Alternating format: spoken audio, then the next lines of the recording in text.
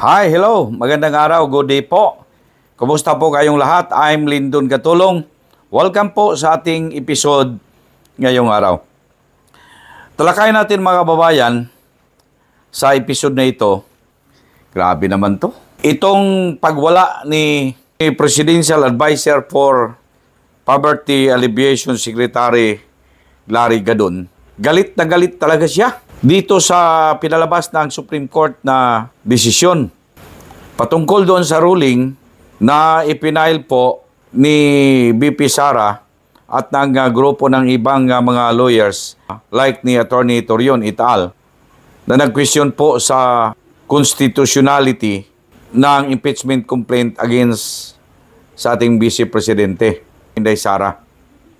Kung matatandaan pa natin mga kababayan, naging issue sa Supreme Court ang 1-year bar rule dito sa impeachment complaint na hinain po ng mga kongresista doon sa Senado bilang impeachment court mga kaibigan. Ano po? Medyo nagkataluhan pa, di ba po, sa Senado sapagkat ang mga senator judges mga kababayan pati po sila. Paano nila i-treat po yung impeachment complaint na iyon? Kung matatandaan pa natin mga kababayan, na ipabalik na remand po sa House of Representatives yung impeachment complaint na iyon, dahil po sa, yun na nga, ang issue doon, yung 1-year bar rule. Lumabag daw sila doon eh. Sabi ng majority po ng Senado. Ano po? And second, nangyari yun na para bang di naman alam ng lahat ng mga kongresista talaga yun. Kaya nung hinain mga kaibigan itong complaint, ano po, questioning the 1-year bar rule doon sa Supreme Court, nagpalabas ang Supreme Court ng katanungan na para sagutin ng Kongreso. Ano po? Kung matatandaan ninyo, maraming mga katanungan yon. Para malaman nila kung ito ba dumaan talaga sa ganun na process para makapag-decide naman sila ng tama mga kababayan. Ano po? Now, to cut the long story short, naglabas na ang Supreme Court mga kababayan ng kanilang pasya. At sinabi na unconstitutional nga ang impeachment complaint na dahil sa yung provision ng konstitusyon na linabag po nila. Ano po? Now, ang order ng Supreme Court immediately executory po.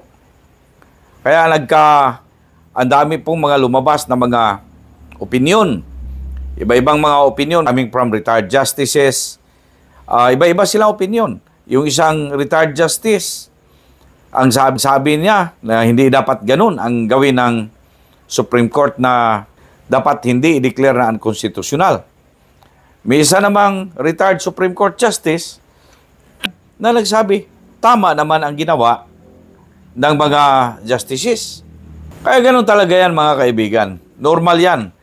Even sila dyan sa mismong judiciary, yung mga justices. Ano po? Mayroon silang mga concurring opinion, mayroon ding mga dissenting opinion. Now, if you're going to read the dissenting opinion, parang ang argumento nila mas maganda pa kaysa sa mga concurring opinion. But wala kang magawa doon eh. Kasi, majority rules. Ganon din sa kanila, majority rules pa rin. Mas marami ang pumabor, bumoto, na ganun ang desisyon, sila pa rin ang manaig mga kababayan. But hindi maiwasan, mayroon talaga mga dissenting opinion mga kaibigan. Ano po? Bago natin ipatuloy itong diskusyon na ito, pakinggan muna natin itong pagwala ni Presidential Advisor on Poverty Alleviation Secretary Larry Gadon under this administration. Ano po?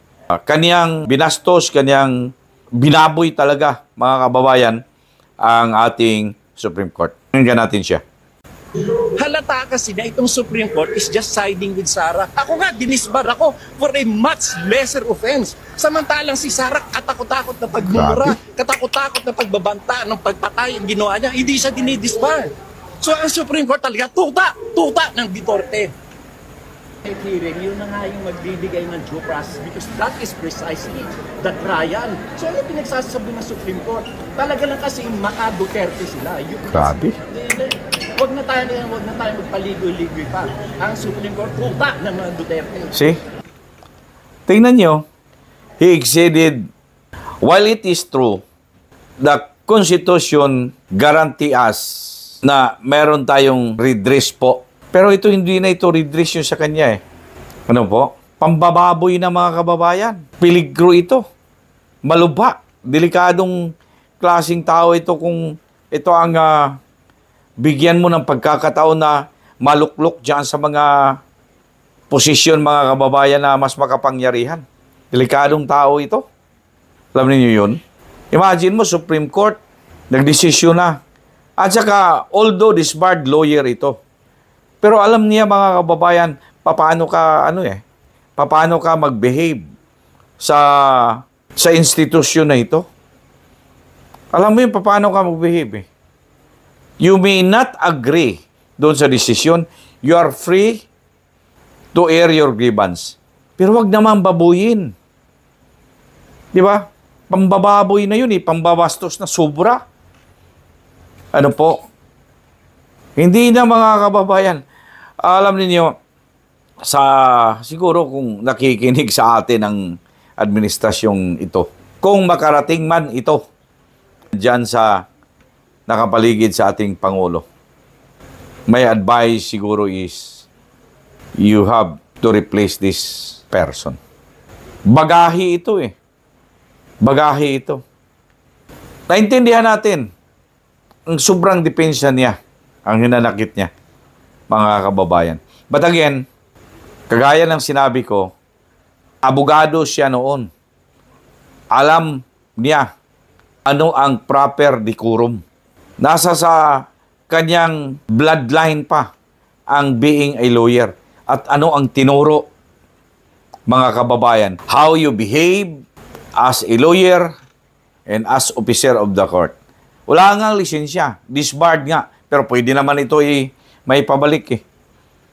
Hihingi lang siya ng mga paumanhin sa Supreme Court. Pwede namang ibalik sa kanya yung kanyang lisensya na yan. Pero if ganito ang kanyang mga actuations, if ganito ang kanyang ginagawa, mga kababayan, paano na Supreme Court may pabalik yung kanyang lisensya? Ano po? Na para siya maging lawyer. He may not need the license because I heard one time na sinabi niya, hindi na niya kailangan. Hindi siya nag-practice ng pagka-abogado kasi mukhang may pera na siya. Yun ang sinabi nung mga nakaranang mga panahon na natandaan ko pa yon. Na sinabi niya, hindi ko kailangan ng lisensya, hindi naman ako practice, hindi ko ginagamit naman yan. Yun ang sabi niya. So, siguro hindi na niya hihingiin sa Korte Suprema na ipabalik pa. Pero ang fact is that he is an official of this government. Ganun ang asal mo sa kapwa ninyong opisyal ng gobyerno. Hindi po maganda. Hindi ba po? Hindi po maganda. Nakakasira po sa imahin po ng administrasyon na ito. Nakakasira sa imahin ng administrasyon na ito. Siguro kanyang personal yon. But personal man yang sinabi yon, personal man yang pakiramdam yon, pero mag-reflect pa rin sa administrasyon na ito. Remember, yung suot-suot niya na polo barong, ay yun ang gamit as official dress doon sa pag-attend po niya sa SONA ng Pangulong Marcos. Ano po? And yung mukha na yun, the image, na dala-dala niya is the image of this administration. Tapos ganun ang actuation niya.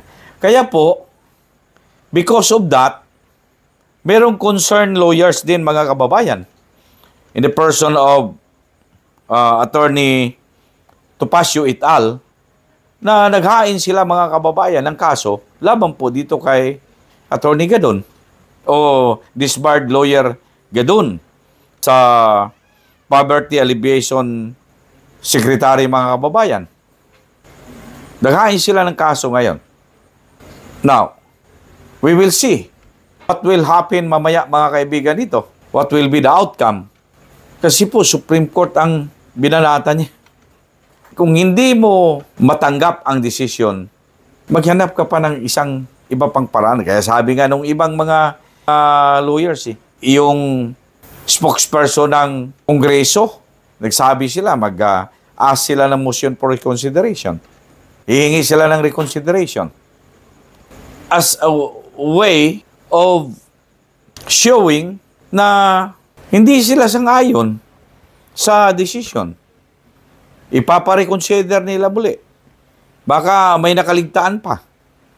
Depende naman sa mga may dagdag pa rin nila mga ebidensya. Bakit po kailangang may reverse ang yung first decision po nila. Ganun lang yun eh. Pero si Gadon, iba. Naintindihan naman natin, mga kababayan. Pero, alam niyo, lahat ng mga ito ay legal actions, legal moves, legal matters, mga kababayan, ang pinag-uusapan dito. Hindi ito madadala ng patapangan. Wala po ito sa patapangan. Kung ito ang paraan ng paglabas natin ng ating saloobin at hindi pagsang-ayon sa mga desisyon na idaan mo sa dahas, idaan mo sa mga ganitong paraan, I think nakakasira po talaga sa imahe ng office where you belong at ng mismong pinaka-administrasyon na nandoon ka napasama. Tama po? For your comments, just write down below. At huwag kalimutan, mga kababayan, mag-subscribe sa aking channel, Broadcasters Viewpoint. At don't forget to share, like, siyempre, kung nagustuhan ninyo. And also, click the notification button para lagi po tayong updated.